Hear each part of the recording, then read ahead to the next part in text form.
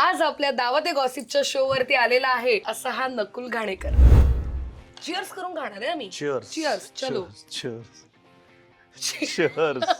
हा बघ, हा असा क्लास आहे. हे तुझे टीचर आहेत, शिकायचंय का ह्यांच्याकडे? आणि मी दुसरीत होतो. मग अभिनयाकडे कसं काय वळलास? आता कथ्थक म्हटलं की अभिनय आलाच. तिसरीत बिसरीत मी 10वीच्या स्टुडंटचे भांगडे वगैरे बसवत होतो, म्हणजे कोळी डान्स वगैरे बसवून टाकला वगैरे, असं चिडवायचे.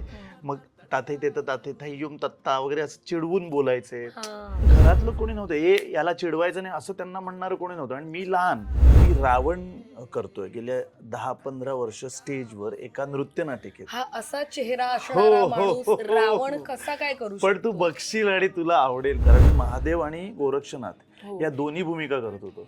तर सतत क्लीन शेवचा रोल करताना स्त्री पात्र पण केलं. मला महादेवांचं रोल करताना एक लिहून आला सीन की मला तांडव करायचा आहे. जर त्या थाटाची मुद्रा अशी असेल तर तू अशा पद्धतीने कर. जसा सोसाट्याचा वारा शिरे अब्बनात, असं त्याचं ते गाणं आहे. अप्रतिम गाणं आहे. गडकरी भरलंय आणि 1 तास कथ्थक नाच असं सांगितलं. तू काय करतोयस? आणि मी फ्लाईट पर्सर म्हणून 10 वर्ष काम केलंय संजना. व्हॉट? 10 वर्ष एअर इंडियात. वा वा, best question of the interview. आता जो मला चेव येईल. शेवटचा प्रश्न, दावत ए गॉसिपचा आजचा एपिसोड तुला आवडला का? सवाल खूप जास्त आवडला.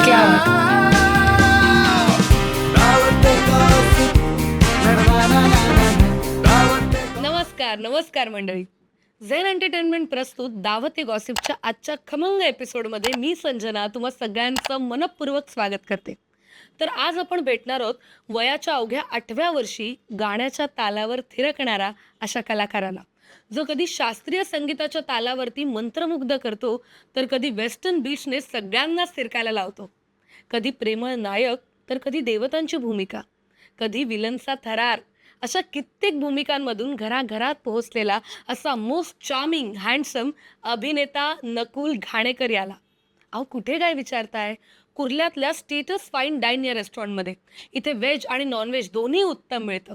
चला तर मग या नकुल घाणेकर सोबत मस्तपैकी गप्पांचा मनमुराद आस्वाद घेऊया.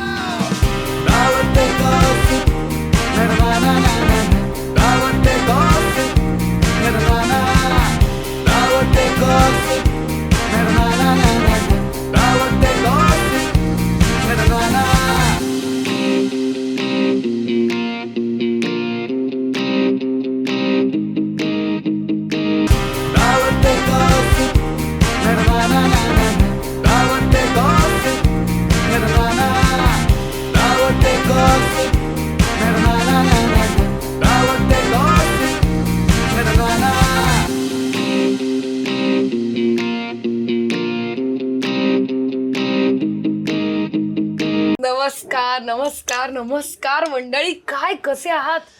आज आपल्या दावत ए गॉसिपच्या शो वरती आलेला आहे अभिनेता, डान्सर असा हा नकुल घाणेकर. कसला हँडसम दिसतोय सगळ्यात पहिलं म्हणजे. खरंच मला एका पॉइंटला कॉम्प्लेक्स येईल. It is how you are glowing. You looking so good in that sari. Complex कसला man. Look at her guys. Thank you. Slaying it, slaying the sari look. तर आज आपण आलेलो आहोत कुर्ल्यातल्या स्टेटस फाईन डाईन या रेस्टॉरंट मध्ये. आणि तू पाहू शकतोस इथे वेगवेगळे पदार्थ आहेत. इथे आहे कॉकटेल प्रॉन्स, त्याचबरोबर इथे आहे माला चिकन, कबाब चिकन, इथे थ्रेडेड पनीर आहे आणि चीज कटलेट आहे. हे सगळं तुझ्यासाठी. कॉकटेल प्रॉन्स मी ट्राय केलंय. हा, मला चिकन ट्राय केलंय. हे काय? हे कबाब आहे, हे मला चिकन आहे. हे मी ट्राय केलंय ना, अप्रतिम आहे. You should try. Gajrila kebab chicken. Gajrila kebab. ही नावं तरी ऐकलीस का तू? नाही सगळी. पण तू एकदम हार्डकोर नॉन व्हेजिटेरियन आहेस. हार्डकोर म्हणजे इतका हार्डकोर की मला थोडंसं व्हेज असं लांब लागतं. म्हणजे कसं वास मिक्स नाही होणार. नको ती भेसळ नकोच ना. ते नको. आणि मला चालत नाही वास व्हेजचा. पण तुमच्या घरी व्हेज खातात की नॉन व्हेज? सगळं खातात. म्हणजे माझ्या बाबा कट्टर नॉन व्हेजिटेरियन होते आणि आई व्हेजिटेरियन होती. सो बाबांनी आईला नॉनव्हेज बनवायला शिकवलं. आणि मग आता आई माझी अप्रतिम नॉनव्हेज बनवते. पण हार्डकोर नॉनव्हेज माझे बाबा होते. त्याच्यानंतर मी आणि माझी बहीण. घरी व्हेज नॉनव्हेज असं दोन्ही बनतं. माझ्यासाठी नॉनव्हेज खास रोज बनतं. बाप, रोज? मंडळी रोज म्हणतोय हा हो. बाप रे. संकष्टी सोडून हा हा हा, हा म्हणजे आई म्हणजे म्हणाली आपण आई correct म्हणाली अरे ठिकाणी काहीतरी आलेलो." लाज बाळग तू आमचाच मुलगा आहेस ना असं हा. आईला डाऊट यायला लागला. म्हटलं ठीक आहे संकष्टी पाळूया. येस. मग चल ना आता काहीतरी ट्राय करावंच अशी माझी इच्छा आहे. आणि तुला आवडतंय की नाही फूड? अप्रतिम आहे. आपण कॉकटेल प्रॉन्स येस, try एकदा करूया. ट्राय करूया. Yes yes. आणि तू ते पण किती सुंदर बघ ना सजावट केली त्याची. कॉकटेल प्रॉन्स बहार. अच्छा तू मलाही हो म्हणजे काय लेडीज फर्स्ट. हॅलो चिअर्स करून खाणार आहे आम्ही. चिअर्स चिअर्स चलो. चिअर्स चिअर्स कारण कॉकटेल प्रॉन्स है ना सो चियर्स तो बनता है.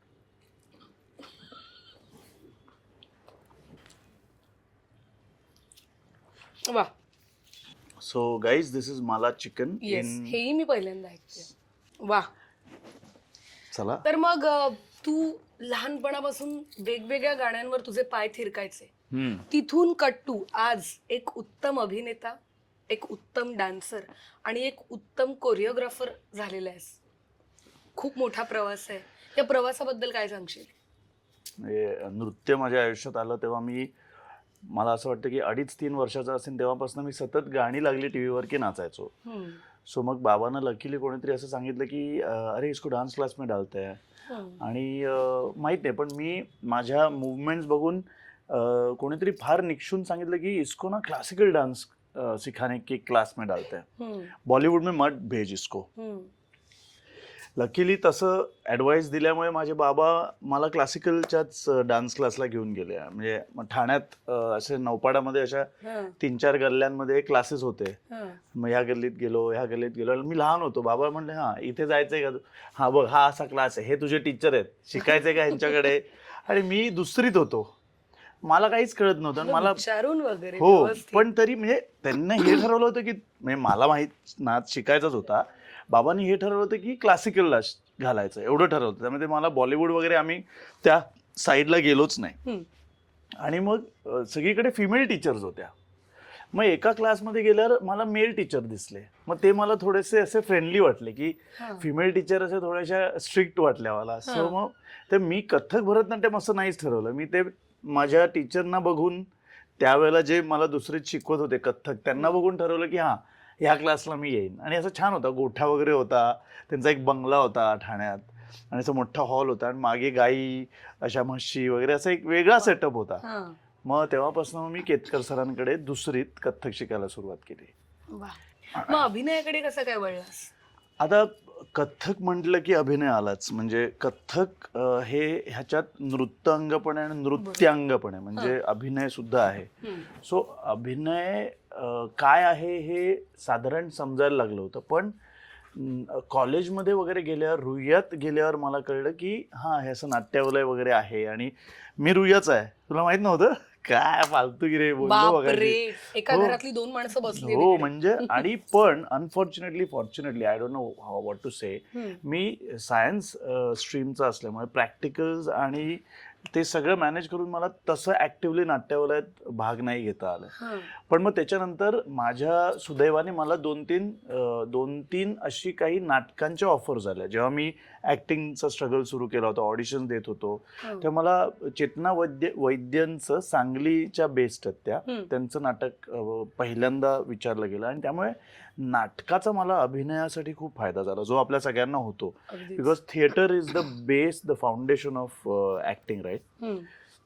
आणि मग त्यानंतर मला रत्नाकर मतकरींची 2 नाटकं पण करायला मिळाली. एक म्हणजे इंदिरा, दुसरं म्हणजे आरण्यक. आणि अजून एक नाटक म्हणजे संपदा कुलकर्णी दिग्दर्शित, मनीषा कोरडे लिखित स्वप्नपंख, ज्याच्यात मी एका साल्सा शिकणाऱ्या सायकियाट्रिस्टचं काम केलं. तर त्यात मला साल्सा पण नाचता आलं आणि नाटकही होतं ते प्रॉपर. राजन भिसे होते, स्वरांगी मराठे होती.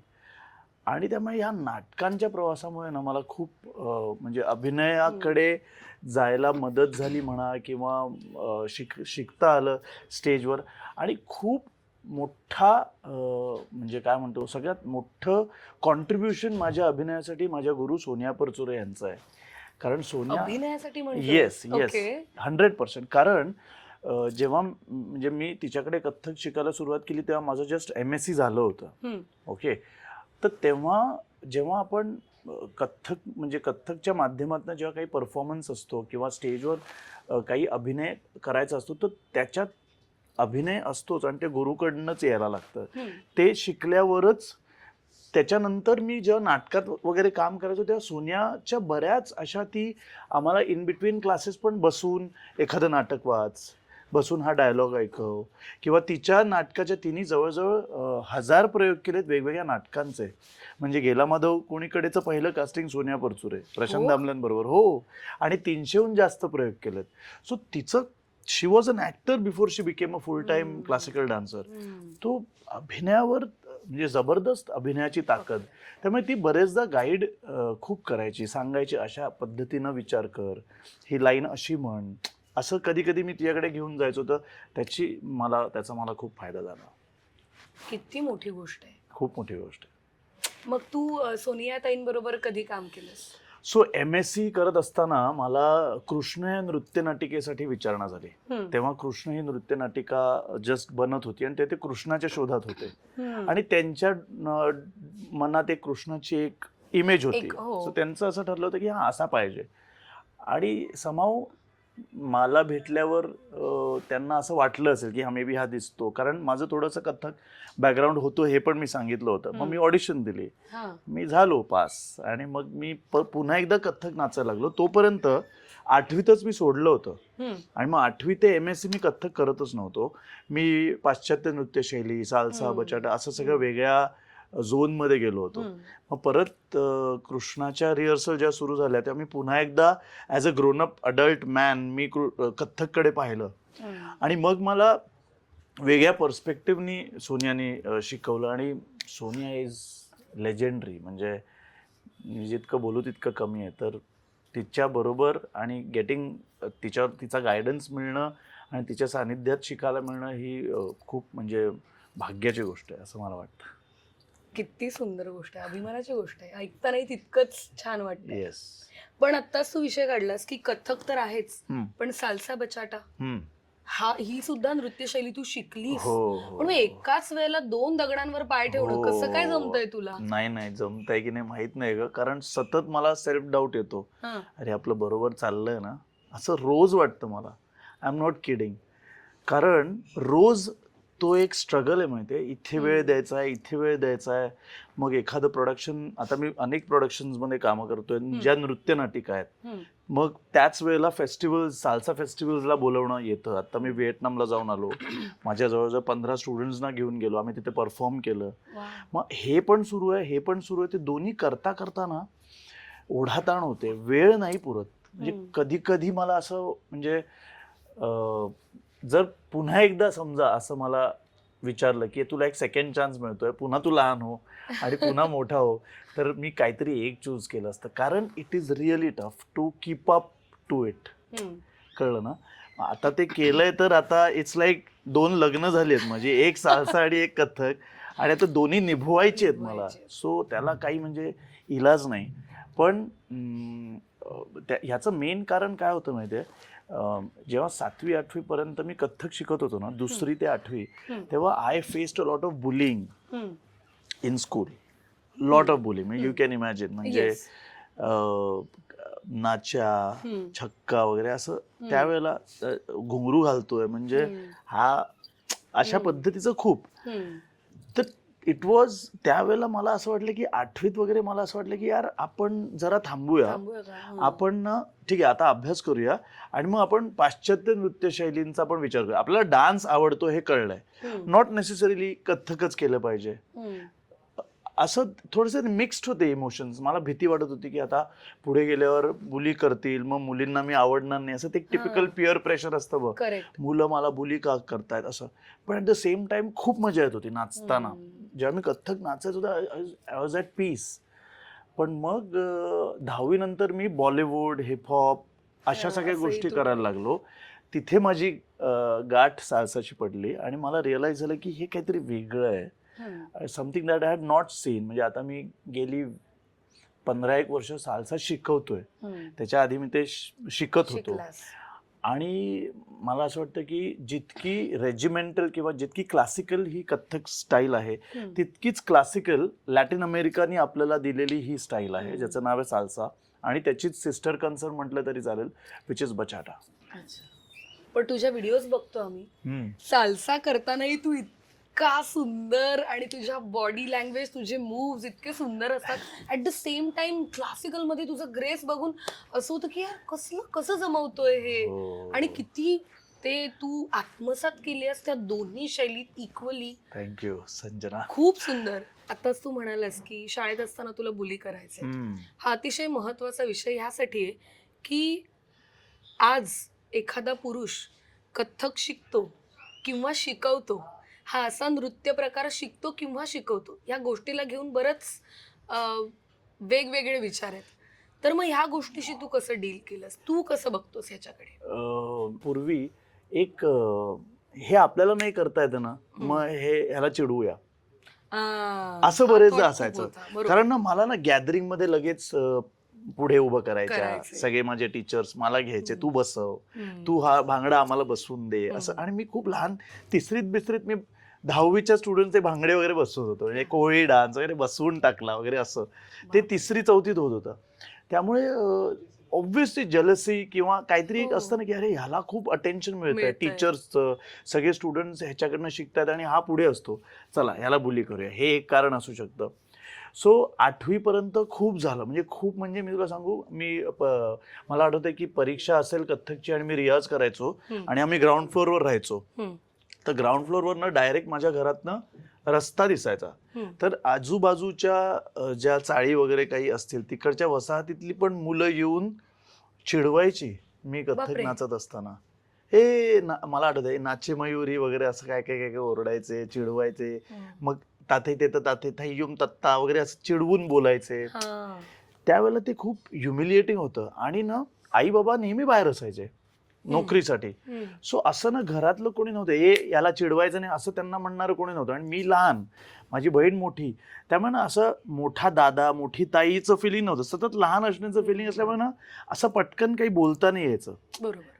आता मी 2 कानफटात लगवीन, पण त्यावेळेला 2रीत 3रीत कळायचं नाही की अरे हे चिडवतायत, मग आपण करतोय ते चुकीचं आहे का.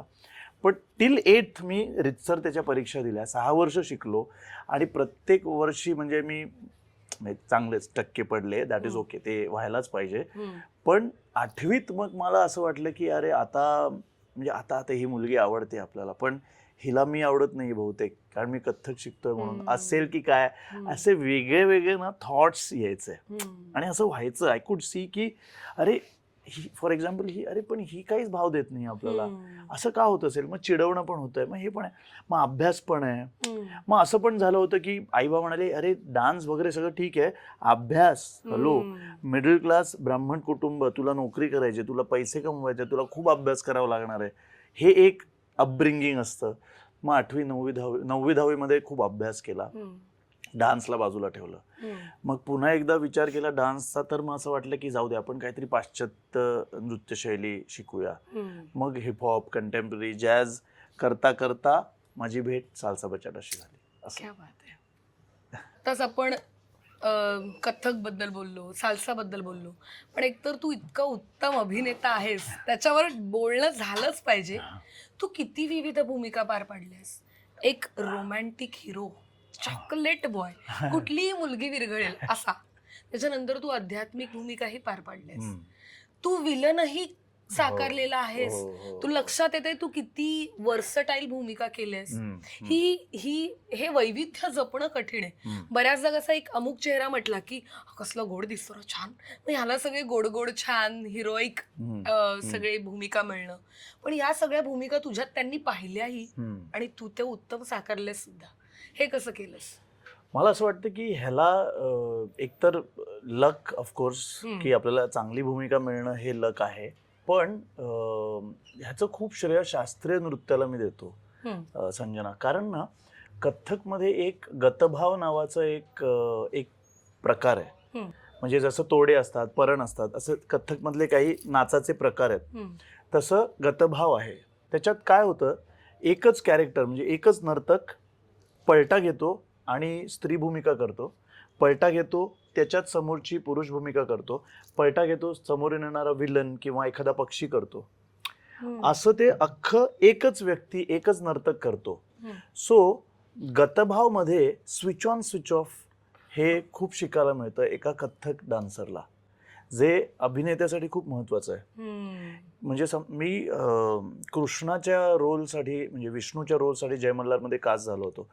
त्याचं मला असं वाटतं की मला पहिल्यांदा कोणीतरी चॅनलचे माझं कृष्ण नावाची नृत्यनाटिका बघायला आले होते. सो त्यांनी कृष्ण पाहिल्यावर त्यांनी मला विष्णूच्या भूमिकेत हेगडी प्रधान ही जी भूमिका जय मल्हारची होती, पहिली माझी अजूनही चांदरात आहे नंतर पहिली मोठी भूमिका जी ज्यांनी मला खूप म्हणजे मोठ्या प्रमाणावर रेकग्निशन मिळालं की हा चांगलं काम करू शकतो असं.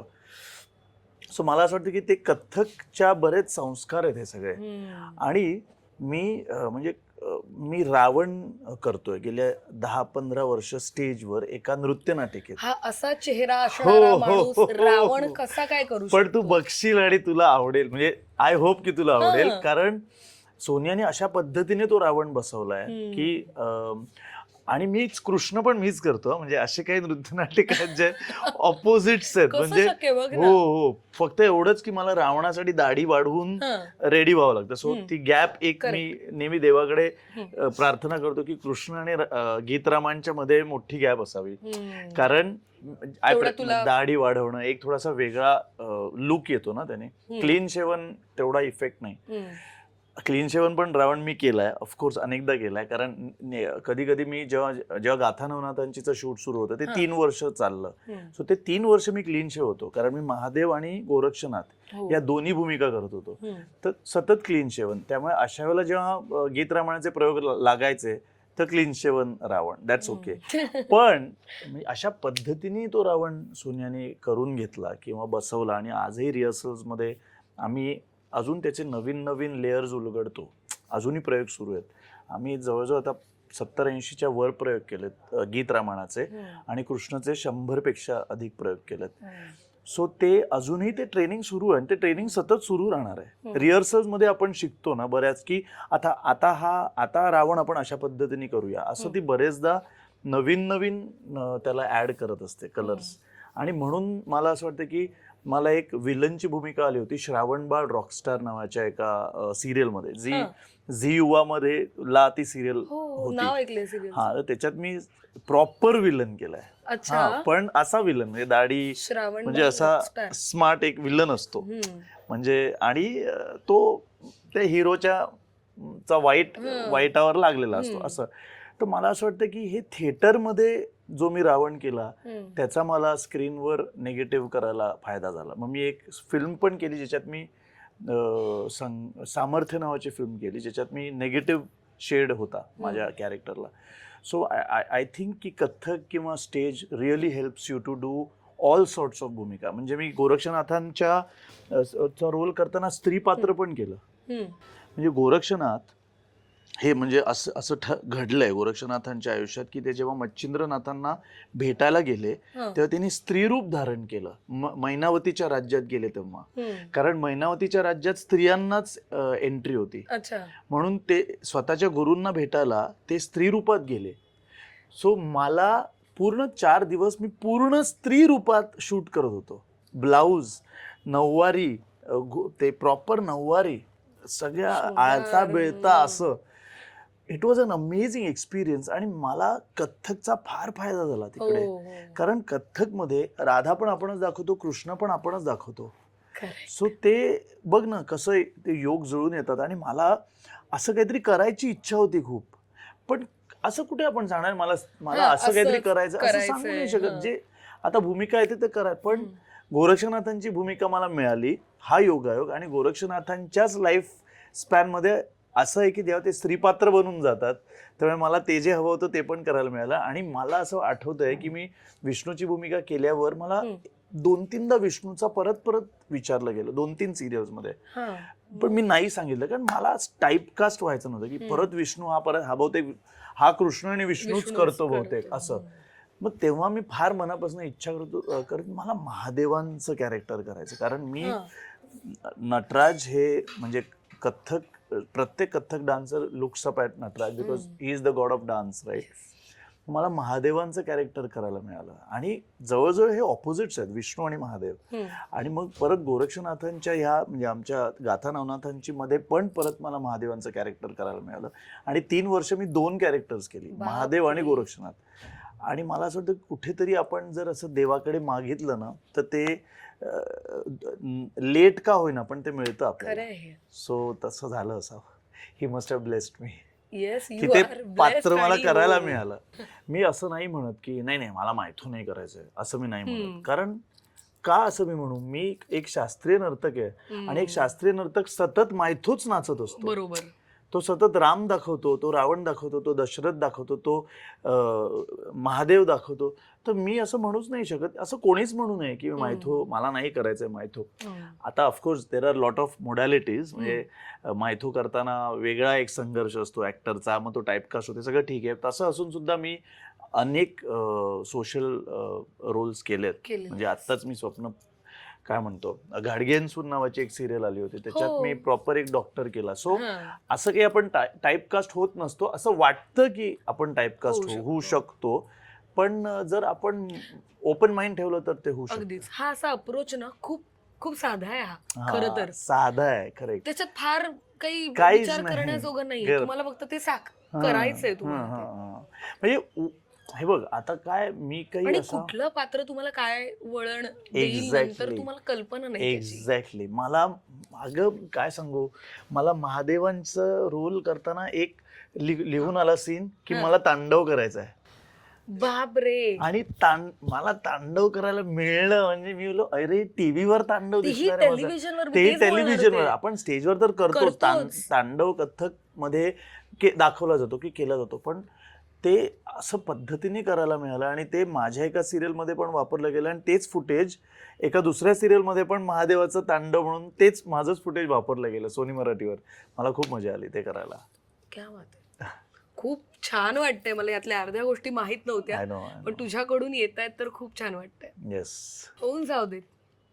चिकन, मासे सगळं होऊन जाऊ देत आरामात. पुरुषाने जर एखादा फेमिनाईन डान्स स्टाईल करायची झाली तर वेशभूषाही तशीच करणं आवश्यक आहे का, किंवा मग अशा वेळेला काय पद्धतीचं वेशभूषा परिधान केली जाते? ओके, मी तुला आधी तिथे अडवतो की असं जे लोकांना वाटतंय की कथ्थक हा फेमिनाईन डान्स फॉर्म आहे, धागांत खोटं एक गैरसमज आहे. खोटापेक्षा हा गैरसमज आहे. कथ्थकला फेमिनाईन आणि मॅस्क्युलाईन मध्ये आपण डिवाइड करूच शकत नाही. It's about that. It's godly, it's divine. काय फेमिनाईन काय मॅस्क्युलाईन हा आपण बनवलेले ते एवढे असे हे कप्पे आहेत. म्हणजे नटराज शिव आणि शक्ती दोन्ही आहे ना त्याच्यात.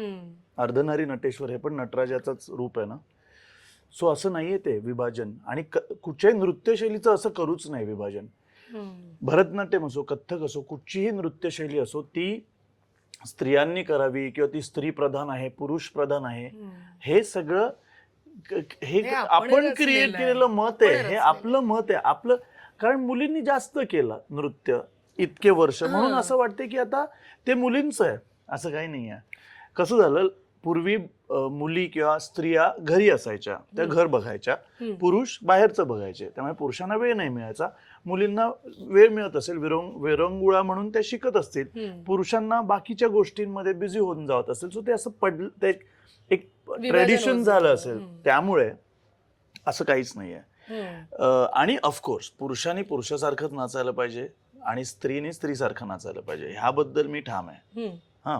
सो कथ्थक जर असेल तर ते पुरुषांनी अतिशय पुरुषी ग्रेसमध्येच नाचलं गेलं पाहिजे, ह्यात काहीच दोराय नाही. आणि जर एखादी स्त्री नाचत असेल तर तिथे छान तिच्या पद्धतीने, म्हणजे स्त्रीनी नाचलं की ते फार अतिशय खूप लवचिक आणि खूप जास्त लाजत मुरडत, हेही चुकीचं आहे. It should be a balance of grace, power, energy, everything together, good lines, हे सगळं एकत्र पाहिजे.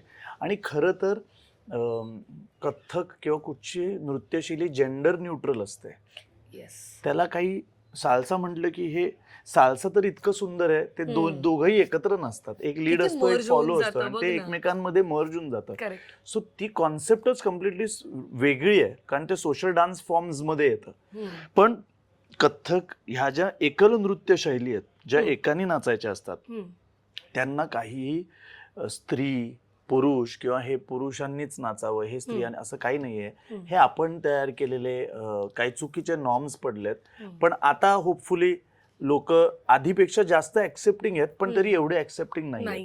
म्हणजे मुंबईत, पुण्यात, चेन्नई ह्या काही प्रमुख शहरांमध्ये जे हायली एज्युकेटेड किंवा जे मिडल क्लास एज्युकेटेड कॅटेगरी आहे त्यांना चालतं, अरे लडका हुआ तो क्या हुआ, कर सकता है यार कथ्थक, नो प्रॉब्लेम. पण अजून आउटस्कर्ट्स मध्ये, भारताच्या बऱ्याचशा गावोगावांमध्ये जर बोललं गेलं तर it is still not acceptable. त्याला एक वेगळ्या दृष्टीने बघितलं जातं, डाऊट घेतला जातो, अरे हा का असं करतोय. ते सगळं चेंज व्हायला अनेक वर्ष लागतील. पण मला असं वाटतं की आपल्या जे पूर्वज आहेत, जे कथ्थक नाचून गेले, म्हणजे महाराजजी आहेत, ओपीजी आहेत, जे पुरुष कथ्थक नाचून गेले, त्यांनी आमच्यासारख्या मेल कथ्थक डान्सर्ससाठी तो प्रवास मोकळा करून दिला, वाट मोकळी करून दिली, की it is much more accepted than before, though not fully accepted. So yes, struggle is there, but आता खूप जास्त पोषक आहे वातावरण, एनकरेजमेंट जास्त आहे, आणि इंस्टाग्रामवर तर अशा गोष्टींना खूप जास्त एनकरेजमेंट आहे, जो एक वेगळा विषय आहे, ज्याचं माझ्याकडे त्याच्याबद्दल पण एक वेगळं मत आहे. पण इट इज नाईस दॅट आता एवढं त्याच्याकडे ॲटलिस्ट काही प्रमुख शहरांमध्ये अशा पद्धतीने बघितलं जात नाही, थोडा प्रोग्रेसिव्ह विचार केला जातो, which is a very good thing for boys who want to learn classical dance forms. खरंय, हे त्यांच्यासाठी खूप महत्वाचं आहे. एक्झॅक्टली. कारण बऱ्याचदा इच्छा खूप असते, पण ती भीती जी असते ना, ती त्याच्यावर खूप ओव्हरपॉवर करते, त्यामुळे कोणताही निर्णय घेण्यासाठी ते धजावत नाही. म्हणजे मी तुला सांगतो, माझ्याकडे 8 आणि 10 वर्षाचे लहान लहान मुलगे कथ्थक शिकायला येतात. लहान मुलगे. आता इमॅजिन कर, त्याची काय झालं, त्याची आई आधी मला भेटायला आली. ती म्हणाली की माझा मुलगा आहे 8 वर्ष 10 वर्षाचा, त्याला मला ना नृत्याच्या क्लासमध्ये टाकायचं, तुम्ही प्लीज गाईड करा. तर म्हटलं हो चालेल ना, कधी पण सुरू करा. मग त्यांना असं ते झिजक होती त्यांच्यात. त्यांना खरं मला विचारायचं होतं की कथ्थक मध्ये टाकलं तर चालेल का, तो मग कसा बनेल, असं त्यांना डाऊट येत होता. हा, पण त्या असं नीट मोकळेपणाने माझ्याशी बोलला नाही. आणि त्यांचा मुलगा पण रिलक्टंट होता, आई मी नाही नाचणार कथ्थक वगैरे, ते घुंगरू. त्यांनी पण ऐकलं असेल, कोणीतरी त्याला चिडवलं असेल. तो ऍक्टर आहे, तो सिरियल मध्ये कामं करतो, लहान मुलगा आहे. पण मी त्याच्या आईला म्हटलं की मी शिकलोय, तुम्हाला असं माझ्याकडे बघून काय वाटतंय का, माझा नाच बघितलाय का तुम्ही, तुम्हाला कसा वाटला, तुम्हाला असं तुमच्या मुलांनी नाचलेलं आवडेल का, माझा नाच बघून काय वाटलं तुम्हाला. त्यामुळे नाही, मला तुमचा नाच खरंच आवडला आणि तुम्ही अतिशय ग्रेसफुल्ली नाचता, आणि माझ्या मुलांनी असं नाचलं तर मला खूप बरं वाटेल, बास, मग त्याला माझ्याकडे टाका. आणि माझा अजून एक मित्र आहे, स्टुडंट आहे, जो लॉकडाऊनमध्ये, तो होता तेव्हा 6 वर्षाचा, तो लॉकडाऊन मध्ये माझ्याकडे कथ्थक शिकायला ऑनलाईन त्यांनी सुरू केलं. आता तो परत एक 10 वर्षाचा आहे, त्यामुळे या दोघांची गट्टी जमली आहे मस्त. आणि दोघं एकदम धमाल करतात, आणि ते बॉईश, अतिशय त्या बॉईश चार्मनी ते कथ्थक जे नाचतात ना, ते खूप गोड दिसतं, ते अगदी बघण्यासारखं आहे. ते म्हणजे शाळेत जी मस्ती करतात त्या मस्तीनी, त्या चार्मनी ते कथ्थक नाचतात, ते अतिशय सुंदर आणि लोभस दिसतं माहितीये. आणि तिथे खरं रूप दिसतं कथ्थकचं. तिथे असं नाही दिसत अरे हा काय असं का करतोय, तसं नाही. ते प्युअर जर त्यांनी केलं तर ते करेक्ट वाटतं, ते शोभतं त्यांना. आणि त्यांचे पेरेंट्स अजिबात त्यांना ही भीती नाहीये, आणि त्यांना पण आता त्या मुलांनाही काही भीती नाहीये, कारण ते दे लाईक बॉईज. ते त्यांना मी काहीही असं करायला लावत नाही किंवा करू देत नाही ज्यांनी त्यांना बुलिंग होईल, किंवा एखादी त्यांची अशी मुवमेंट झाली चुकून, तर म्हटलं नाही हे तू नाही करायचं, हे मुलींनी करायचंय, तू अशा पद्धतीने कर. आता हा जर थाट आहे तर तू जर त्या थाटाची मुद्रा अशी असेल तर तू अशा पद्धतीने कर, किंवा तू असं 10 1 2, मुली एखादं 10 असं करतील. सो या 2 जे फरक आहेत ना, ते मी तिथल्या तिथे डिस्टिंग्विश करून सांगतो, त्यांना ते क्लिअर होऊन जातं. त्यामुळे तिथे डाऊटच नाहीये काही, कुठे अशी धुंदली लाईनच नाही की अरे हे काय आहे, नाही, क्लिअरलीच सांगितलं गेलंय. आणि हे खूप महत्वाचं आहे. आज असं खूप आपण असे नर्तक पाहतो की जे खूप स्त्रेण नाचतात, म्हणजे म्हणजे फेमिनाईन, अच्छा. खूप फेमिनाईन नाचतात आणि ते कथ्थक नाचत असतील किंवा भरतनाट्यम नाचत असतील तर लोकांची काय मनस्थिती होते की ह्याच्यामुळे ते स्त्रेण झालेत. असं काहीच नाहीये, ते आधीच असतील तसे. कथ्थक नंतर त्यांच्या आयुष्यात आलं. कथ्थक कधी आलं त्यांच्या आयुष्यात? मे बी त्यांच्या 20-15 वर्षाचे असताना. पण ते लहानपणापासूनच ट्रेन झालेत. ते त्यांचे काही वेगळे कारण असतील, मे बी घरात बहिणी असतील किंवा त्यांनी खूप बायकांमध्ये त्या वाढले असतील. तो त्यांचा एक पर्सनल ट्रॅव्हल आहे, ती त्यांची जर्नी आहे. दोष कुणाला मिळतो? कथ्थकला, त्या नृत्यशैलीला दोष मिळतो. अरे नाही, हा ह्याच्यामुळे असं नाचतोय, असं नाहीये. असं कुठची नृत्यशैली कधीच अशा जर क्लिअर नीट पद्धतीने शिकवली गेली तर एखाद्या बाईला पुरुषी नाही करू शकत आणि पुरुषाला स्त्रेण नाही करू शकत. ती तेवढीच प्युअरली तशीच तितकीच सुंदर आणि लोभस दिसू शकते. हे खूप महत्वाचं आहे. कारण माझ्याकडे स्टुडंट्स जेव्हा येतात ना तेव्हा ते घाबरतात. त्यांचे जे मुलगे आहेत, म्हणजे पेरेंट्स जेव्हा येतात त्यांचे मुलगे आहेत त्यांना अजूनही घाबरतात ते पाठवायला. कथ्थक मध्ये आहे अजूनही. माझ्याकडे 25 मुली असतील तर 7 मुलं आहेत, पण 7 मुलं is a very good thing. मला तो अभिमान वाटतो, कारण त्यांच्या पेरेंट्सना माहिती की हा हे सर आहेत ना, हे कधीच माझ्या मुलाला असं काहीतरी कंबरच हलव, मुलीसारखंच कर असं करू देणार नाही गरज नसताना. पण जर त्याच लहान मुलाला स्त्री पात्र करायचे असेल, राधा दाखवायची असेल, तर मी तिला सांगणार अरे तुला हेच करायचं राधा दाखवताना, ह्याच्यात तू नको काही दोराय करूस, कारण तू ऍक्टर आहेस. त्यामुळे इथे तुला स्त्रीच दाखवायची आणि ती इतकी सुंदर वाटली पाहिजे की अरे तू किती छान स्त्री पात्र केलंस असं तुला कॉम्प्लिमेंट मिळाले पाहिजे. पण जेव्हा तू काही वेगळं न्यूट्रल नाचशील, नुसतं नृत्यांग करशील, ते अतिशय पुरुषी आणि ठहराववालं पाहिजे. त्याच्यात एक एनर्जी दिसली पाहिजे. तुझं चेस्ट आउट, शोल्डर्स ब्रॉड, असंच उभं राहायचं. ह्या पद्धतीने ते जर शिकवलं प्रश्नच येत नाही. There will be no doubt की त्यांना कधी बुलिंग होईल किंवा काय. इनफॅक्ट त्यांचे फॅन्स वाढतील शाळेत अशा मुलांचे, असं मला वाटतं. आणि मला असं वाटतं की ह्यांनी ना हेल्प होईल. खूप मुलांना शिकायचं आहे माहितीये. म्हणजे माझे वर्गमित्र आहेत ज्यांना डान्सची खूप आवड आहे, ते आता मला सांगतात की नकुल आम्हाला पण कथ्थक आवडलं असतं शिकायला रे, पण त्यावेळेला म्हणजे ते नाही, आता नाही होऊ शकत. पण त्यांना डान्सची एवढी आवड होती की ते एखाद्यावेळेस खूप चांगलं नाचू शकले असते. पण ते त्या वेळेला ती एनकरेजमेंट मिळणं आणि त्या करेक्ट एन्व्हायरमेंट मध्ये वाढणं पण महत्वाचं आहे. मला सगळ्यात जास्त कौतुक वाटत आहे म्हणजे तुझ्या आईबाबांचं. कारण आत्ताचा काळ तरी वेगळा आहे. तू जेव्हा लहान होतास तेव्हा त्या तसा विचार करून तुला नृत्य शिकण्यासाठी त्यांनी एनकरेज करणंच मोठी गोष्ट आहे बघणं. नाही, आणि त्यांना खूप बुलिंग, त्यांचं पण बुलिंग झालं हे करण्याबद्दल, की तुमचा मुलगा हे तू हे काय चाललंय, असं का तू त्याला क्लासला टाकतोयस, हे काय असं. पण माझे बाबा काय म्हणाले, त्याला जे करायचंय ते त्याला करू दे. माझे बाबा शास्त्रज्ञ होते, BRC मध्ये सायंटिस्ट होते माझे बाबा. आणि ते 10-12 वर्षांपूर्वी गेले, आता ते नाही आहेत. पण त्यांनी शेवटपर्यंत अतिशय प्रोग्रेसिव्ह थॉट ठेवला. ते काय म्हणाले की तुला जे करायचं ते तू कर, फक्त योग्य काय आणि अयोग्य काय हे तुला कळलं पाहिजे. सगळ्यात हार्डवर्क पाहिजे, डिसिप्लिन पाहिजे, आणि इव्हेंच्युअली कुठेतरी पोचायचं ह्या दृष्टीने कर. उगाच आपलं काहीतरी करतो नाचत बसलाय असं नको, तुला परीक्षा द्यायला पाहिजे, असं त्यांनी मला दिशा दिली. आणि मी डावरा आहे, ओके. आणि त्या काळी तर प्रसाद पण डाव्या हाताने घेतल्यावर एवढं त्याचा बबाल व्हायचा, अजूनही होतो, पण त्यावेळेला तर खूप व्हायचा. कारण म्हणजे उजवा हात कसं असतं माहिती ना, पूर्वी डावा हात जर उजवा हात खायला असेल तर डावा हात आपण त्याच्यासाठी वापरत नसे, वेगळ्या कामासाठी वापरत असे. पण आता पाश्चिमात्य सगळं झाल्यामुळे ती सिस्टमच बदलली आहे. पण पूर्वी असं होतं की डावा हात जर हा खाण्यासाठी वापरतो तो उजवा हात हा नाही वापरू शकत. पण आज्या काय म्हणायच्या, अरे नकुल काय डाव्या हाताने प्रसाद घेतो, घे उजव्या हातात प्रसाद. मी म्हणायचो नाही, पण मला चांगलं नाही वाटणार, मी डाव्याच हाताने खाणार.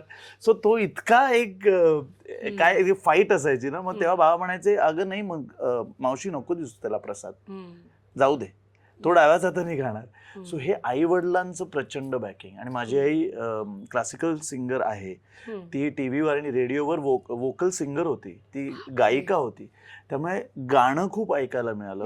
आणि मला असं वाटतं की बाबांचं सायंटिफिक आणि प्रोग्रेसिव्ह माइंड पण मला मिळालं. आणि मग त्याची सांगड मला असं वाटतं खूप चांगल्या पद्धतीने मला म्हणजे त्याचा वापर करता आला. खरंच. मग अशी तू म्हणालास ना मी लकी आहे, ते ह्या बाबतीत खूप जास्त मला प्रश्नच नाही, खूप lucky. You are blessed with good parents. Amazing parents. I am blessed, खरंच ब्लेस्ड. म्हणजे इमॅजिन माझ्या शेजारी जे राहायचे, त्यांच्या घरी इतका टॅबू होता. ते इतके, त्यांना कधी कधी असं वाटायचं अरे त्यांचा मुलगा माझ्या कंपनीतनं नसावा, कारण हा कथ्थक शिकतो, ह्यानी याला कथ्थकच्या मार्गाला लाव, अशा पद्धतीचा तो टाबू होता लहानपणी. त्यामुळे माझे ना काही काही मित्र पण कमी झाले की हा कथ्थकच्या क्लासला जातो, नको नको असं झालंय. तर मी किती लकी आहे की मी घाणेकरांच्या आई वडिलांच्या पोटी जन्माला आलो, ज्याच्यामुळे मला एनकरेजमेंट मिळाली. कारण ती थॉट प्रोसेस फार प्रोग्रेसिव्ह होती असं मला वाटतं. खरंय खरंय. आणि तू हे करत करत किती कामं केली आहेस. म्हणजे 2017ला मनुषी चिल्लर जेव्हा मिस वर्ल्ड झाली, करेक्ट? Yes yes. तेव्हा तिला तू शिकवलेले आहेस. ते काय होतं एक्झॅक्टली, त्याबद्दल जरा तुझा अनुभव सांगशील? Yes yes. टाइम्स ऑफ इंडियाने मला, म्हणजे मी कोरिओग्राफी करू लागलो होतो साधारण, म्हणजे MSCच्या आसपास मी खूप इव्हेंट शोज कोरिओग्राफ करत होतो. आणि ना जेव्हा सोनियाशी माझी ओळख झाली तेव्हा, म्हणजे मी कृष्णाच्या रिहर्सल झाल्याच, पण तेव्हा मी सोनिया परचुरे यांना ॲज अन असिस्टंट कोरिओग्राफर म्हणून काम करू लागलो. So that was also my school to learn choreography, angle, shot कसा लावायचा, म्हणजे थिएटरची कोरिओग्राफी कशी करायची. कारण मी सही रे सही नाटक, लोचा झाला रे, 5 पांडवांचा बाप ह्याला असिस्टंट होतो सोनियाला ॲज अ कोरिओग्राफर. खूप लहान होतो, पण म्हणजे हा सोनियाचा ग्रेटनेस की तिने मला आणि माझी अजून एक गुरु भगिनी आहे संजोत, आम्हाला प्रत्येक रिहर्सलला ती घेऊन जायची, मग आम्हाला रिहर्सल घ्यायला पण लावायची. सो मला शिकायला मिळालं. आम्ही तिला असिस्ट केलं अनेक प्रोजेक्ट्समध्ये. मग आमचा पहिला सिनेमा ज्याला मी सोनियाला असिस्ट केलं तो होता पक पक पकाक, नाना पाटेकरांचा. सो त्याला पण मला असिस्ट करायला मिळालं, तिला मला शिकायला मिळालं तिच्यामुळे एवढं सगळं. कोणती गाणी मग त्यातली केलीस? त्याच्यातलं जे जंगलातलं गाणं होतं ना, मला आता खूप ही पूर्वीची गोष्ट आहे, मला गाण्याचं नाव नाही आठवत, मला आठवतं जंगलातलं गाणं होतं. आणि मला आठवतं नाना पाटेकरांबरोबर शूट करत होते, थरथर कापत होतो आणि मला क्यू द्यायचा होता. आणि क्यू देता देता मी पहिलं काम, यार मी खरंच म्हणजे MSc जर झालो होतो, टेन्शन मध्ये होतो, मी चुकीचा क्यू दिला आणि ते भडकले. बापरे. कोण आहे? मी तिथे लपवलं स्वतःला, कारण ते 5, 6, 7, 8 मी चुकीच्या क्यूला दिला. आणि सोनिया म्हणाली अरे काय करतोय, सॉरी. त्याच्यानंतर एवढं टेन्शन आलं. मग आमचं पॅकअप झाल्यावर मी त्यांना बोललो सर व्हेरी सॉरी, नाही रे चालतं रे, चालतं, काय हरकत नाही. अरे ते चिल मारत होते, काय एवढं काय रे. पण त्यावेळेला कमॉन, आय कांट, म्हणजे ते प्रोफेशनलिझम आहे ना, ते ह्या प्रोजेक्ट्समुळे मला कळलं. आणि मग माझ्या नशिबाने मला 3 सिनेमे स्वतःला सोलो कोरिओग्राफर म्हणून, माझा एक मित्र आहे सचिन कुंडलकर, जो एक डिरेक्टर आहे, खूप मोठा डिरेक्टर आहे. Yes yes. त्यांनी मला माझ्यावर विश्वास दाखवला आणि त्याची एक फिल्म मला गुलाबजामच्या आधी मी हॅपी जर्नी, त्याच्यातलं मी प्रिया बापटचं गाणं स्वतः कोरिओग्राफ केलं. जसा सोसाट्याचा वारा शिरे बनात, असं त्याचं ते गाणं आहे. अप्रतिम गाणं आहे, शाल्मली कोलगडेने गायलंय. अप्रतिम गाणं आहे. तर त्याचा चॅलेंज असा होता की प्रिया बापट भूत असते त्या ह्याच्यात, आणि ती फक्त त्या व्हॅन मध्येच राहत असते. व्हॅन मधनं तिला बाहेर येता येत नसतं. तर मला ज्या त्या सगळ्या स्टेप्स कोरिओग्राफ करायच्या होत्या त्या व्हॅन मध्येच कोरिओग्राफ करायच्या होत्या. तिला व्हॅनच्या बाहेर येता येत नाही. ते अख्खं गाणं व्हॅन मध्ये काय काय करणार. पण ते इतकं शिकायला मिळालं, कारण थिएटरचा एक्सपिरियन्स झाला होता. मग लोचा झाला रे मध्ये सोनियाने काय कोरिओग्राफ केलं हे मी पाहिलं होतं. मग सिनेमा केला होता एक. त्यामुळे मला माझ्या गाठीची चांगला एक्सपिरियन्स असल्यामुळे आणि चांगली शिकवण असल्यामुळे मला एवढ्या आयडियाज सुचल्या की आम्हाला काय काय आयडियाज त्यातल्या एडिट कराव्या लागल्या. म्हणजे मग ती टपावर जाऊन नाचते, मग ती लटकते अशी उलटी, असं बरंच काय काय केलं. आणि खूप मजा आली, कारण ती भूत असते ना, सो ते सगळं करत असते, लिबर्टी असते. तर ते हॅपी जर्नी मग गुलाबजाम नावाची फिल्म मी केली. सोनारे कोकणे. हो, म्हणजे त्याचं सगळे 1 का 2 गाणी होती. सगळी गाणी नाही दिसली, सगळी एडिटेड फॉर्मॅट मध्ये गाणी दिसली. पण 1-2 गाणी हा 1-2 गाणी आहेत.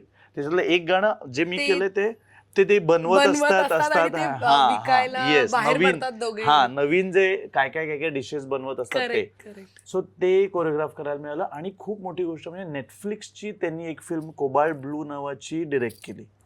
कोबाल्ट ब्लू जे त्याची स्वतःची कादंबरी आहे सचिनची. त्याच्यातलं एक गाणं मला प्रतीक बब्बर बरोबर कोरिओग्राफ करायला मिळालं. आणि त्याचं शूट आम्ही लॉकडाऊनमध्ये केरलामध्ये केलं. आणि it was an amazing experience. म्हणजे नेटफ्लिक्सचं प्रोजेक्ट मिळणं कोरिओग्राफर म्हणून मला खूप मजा आली. त्याच्यातली 2-3 गाणी कोरिओग्राफ केली. बट अनफॉर्च्युनेटली ती दोन्ही गाणीच ॲज सच स्क्रॅप केली गेली. पण तो एक्सपिरियन्स हा माझ्या गाठीशी आहे. आणि इतक्या चांगल्या लोकांबरोबर काम करायला मिळालं. आणि सगळं सोलो कोरिओग्राफरचा जो एक्सपिरियन्स आहे तो मला आता अनेक प्रोजेक्ट्समध्ये वापरता येतो. आणि इट्स अन अमेझिंग फिलिंग. आणि मग मनुष्य चिल्लर, येस, ते होता मला टाइम्स ऑफ इंडियाकडनं मिस वर्ल्ड मिस इंडिया जी बनते तिला मिस वर्ल्ड साठी ट्रेन करायला एक कोरिओग्राफर पण नेमतात, एक मेकअप आर्टिस्ट नेमतात. प्रत्येक डिपार्टमेंट तिचं चांगलं करण्यासाठी कोण कोण नेमतात. तर त्यांनी मला माहित नाही कसं ते just called me one day की तुम्ही कोरिओग्राफ कराल का, आमची मिस इंडियाला आम्हाला मिस वर्ल्ड साठी ट्रेन करायचंय. सो मी तीन मिस इंडियाजना ट्रेन केलं. त्याच्यातली म्हणजे पहिली, दुसरी, तिसरी. तो 2015, 16 आणि 16, 17 आणि 18. तर 16ची आणि 18ची पण मी ट्रेन केली. पण 17च्या वॉज अ बिग थिंग कारण ती मिस वर्ल्ड ठरली. आणि तिचे पण राऊंड जे 2, एक dances of the world round आणि एक टॅलेंट राऊंड. तू काय स्टाईल तिला शिकवलीस? ती क्लासिकल शिकली होती. मनुष्य चिल्लर थोडंसं क्लासिकल शिकली होती. ती डान्सर होती, थोडंसं ती काही शिकली होती, डॉक्टर होती, अतिशय सिन्सिअर होती. त्यामुळे भरतनाट्यम, कथ्थक असं मिक्सच तिला दिलं होतं. ते एक बॉलिवूडचं गाणं होतं आणि एक असं वेगळं आम्ही गाणं घेतलं होतं. दोन्ही तिने खूप छान केलं. आणि त्याला तिच्या ते डान्सेस ऑफ द वर्ल्ड आणि टॅलेंट राऊंडला पण खूप चांगले मार्क तिला मिळाले त्या ओव्हरऑल कॉन्टेस्ट पॅजंटमध्ये. So yes, that is a very proud moment. आपल्या कामाचा झेंडा असा 7 समुद्र पलीकडे जेव्हा झळकतो, खूप सुंदर अभिमानाची गोष्ट आहे. Yes yes yes. आणि ती त्या वर्षीची मिस वर्ल्ड ठरल्यामुळे ते अजून तितकं ठळकपणे. येस, मग त्याच्यानंतर एक मोठी ती काय टाइम्सची अशी पार्टी असते. ते जेव्हा असं होतं काय, मग ते टाइम्स पार्टी, मग असा मोठा एक फोटो येतो आपला मिस वर्ल्ड बरोबर. सो ते सगळं खूप चांगलं कव्हरेज मिळालं, खूप चांगल्या पद्धतीने अप्रिशिएट केलं गेलं. आणि I am proud of that moment. कारण आपलं म्हणजे भारतात थ्रू रेप्रेझेंटेशन होणं ॲज अ कोरिओग्राफर आणि इंटरनॅशनल लेवलला एखादं आपण काहीतरी केलेल्या चीजला रेकग्निशन मिळणं, it was a very proud moment. असेच तुला कामं येत राहू दे. आणि तुझ्यासाठी ती सरप्राईज मोमेंट असू दे. Yes, exactly. येस. तर मला याच्यावरून आठवलं की ना, आता बघ ना, बऱ्याच गोष्टी बदलत चालल्यात, विचार बदलत चाललेत. सोशल मीडिया आल्यामुळे खूप आपण सोशल मीडियावर ऍक्टिव्ह असतो, आपल्याला काही ना काहीतरी करायचं असतं. पण आपण अमुक एका क्षेत्रात काहीतरी शिकलेलो असतो, पण आपण सोशल मीडियावरही काहीतरी छान नटून थटून काहीतरी छान मुरडत काहीतरी करतो, ते लोकांना आवडतं. आणि मग आपलं मेन स्ट्रीम बाजूला ठेवून आपण त्याच्याच कडे वळतो आणि त्याला आपलं करिअर म्हणून पाहतो. ह्याच्याकडे तू कसं बघतोस? हे ना, म्हटलं तर हे खूप डेंजरस सिच्युएशन मध्ये घेऊन जाऊ शकतं एखाद्या यंग माइंडसेटला. म्हणजे प्रॉपर गायडन्स जर नसेल तर असं होतं ना. म्हणजे कथ्थक शिकून छान अलंकार वगैरे झालेले लोक, म्हणजे विशारद वगैरे झालेले लोक आता बॉलिवूड रील्स करतायत खूप. त्याच्यावर ते म्हणजे असं काय काय वेगवेगळे रील्स करणं, मग छोटे छोटे लावणी कोरिओग्राफी करणं, सेमी क्लासिकल च्या नावावर सगळं एकंदरीत फ्युजन करणं. त्यात काही गंमत नाही. म्हणजे कोणीही ते बघतं आणि लाईक करतं. अशा ऑडियन्ससाठी तुम्ही काय किती करायचं? म्हणजे आपला वॉचमनही लाईक करतो, डॉक्टरही लाईक करतो, आपला फळवाला पण लाईक करतो. ह्याला काहीच लिमिट नाही आहे. सॉरी, मी ब्रेक करेन, पण ह्या थॉटवर मी असं म्हणेन की त्यांना माहितच नाहीये मग का की आम्हाला कशा पद्धतीचा ऑडियन्स हवाय. त्यांना फक्त ऑडियन्स हवाय. एक्झॅक्टली. आणि फक्त त्या नंबरवर ते खुश आहेत. त्यांनी काय होणार आहे? काही नाही होत, त्यांनी काही घडत नाही. कारण इव्हेंच्युअली तुम्हाला प्रत्यक्षात ती कला किती साधली आहे, प्रत्यक्षात तुम्ही कसं स्टेजवर मनोरंजन करताय, ऑडियन्स खचाखच गडकरी भरलंय आणि 1 तास कथ्थक नाच असं सांगितल्यावर तू काय करतोयस? तेव्हा गडबड होते ना. त्यामुळे हे किती 30 सेकंदाचे रील आणि ह्याच्यात काय काय होणार पुढे? किती मिळणार तुम्हाला? काय कोलॅब्स मिळणार, ब्रँड मिळणार? त्याच्यावर काही नाही घडत, त्याच्यावर करिअर नाही घडत. एक साईड इन्कम, काही प्रॉडक्ट्स मिळतात, काही एक छोट्या छोट्या गोष्टी घडतात, त्याच्यावर करिअर्स नाही घडत. म्हणजे डान्स रिलेटेड काहीतरी असं शिक्षण घेऊन पुढे जर काही केलं असेल, म्हणजे आता नृत्यात मी विशारद झालोय, अलंकार झालोय, मग ते चालू राहायला पाहिजे पुढे. ते सोडून जर मी फक्त रील्सच्या मागे लागलो, रील्स क्रिएट करत राहिलो आणि फॉलोज आणि लाईक्सच्या मागे लागलो, तर मग रियाज कोण करणार? आणि मग एक स्वतःच्या कलेला एक शून्य वेळ द्यावा लागतो. जेव्हा तुम्ही काही करत नसता तेव्हा तुम्ही फक्त रियाज करत असता, काही घडत नसतं आणि तुम्ही बोर होत असता, असा वेळ द्यावा लागतो. ते बोर्डम असावं लागतं की because that's where creativity sets in. नाहीतर काहीतरी कोणाची तरी कोरिओग्राफी करून बघायची आणि ती नाचायची, हे सगळे करतायत, मग आपण काय वेगळं करतोय आणि आपण ते का करायचं? काय होणार आहे त्यांनी? काहीच नाही. मी आत्तापर्यंत मी तुला सांगू 7-8 हजारहून जास्त विद्यार्थ्यांना साल्सा बचाटा कथ्थक सगळं शिकवलंय. मी कधीच रील्स नाही केलेत, पण मला असं कधी कधी आपण मित्रमैत्रिणी भेटल्यावर असं वाटतं करावं, असं एक गंमत म्हणून चल एक काहीतरी रील करूया. पण ते मनोरंजनाचा भाग म्हणून तू म्हणजे बदल एक काहीतरी, म्हणजे आता आपण चल आज बोटिंग करूया तव्याबाईला जाऊन, तेवढंच त्याला महत्व आहे. किंवा चल आज येऊरच्या टपावर जाऊन आपण, येऊरच्या टॉप हिलला जाऊन आपण आज भिजूया, तेवढंच महत्व आहे त्याला, की छान मजा येईल, चल एक रील करूया. दिवस रोज रील्सच करतायत सगळे. It's not going to lead anywhere. मला माहितीये त्यांनी नाच काही शिकता नाही येणार आहे, त्यांनी नर्तक घडणार नाहीये, त्यांनी कोरिओग्राफर घडणार नाहीये, त्यांनी काही सबस्टन्स क्रिएट नाही होणार आहे, काही क्रिएटिव्हिटी घडणार नाहीये, कॉपी टू कॉपी, माशी टू माशी होणार आहे, त्याचा काय फायदा नाहीये.